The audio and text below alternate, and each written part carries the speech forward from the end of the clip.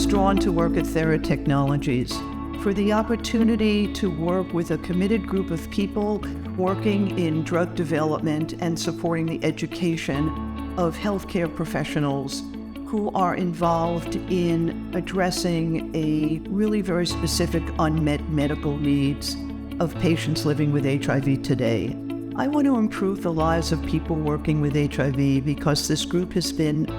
historically marginalized, without access to care,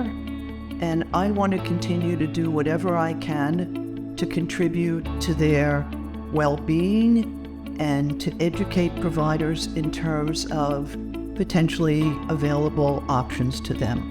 And they deserve to have the best possible care, treatment, acknowledgement of their issues as they possibly can.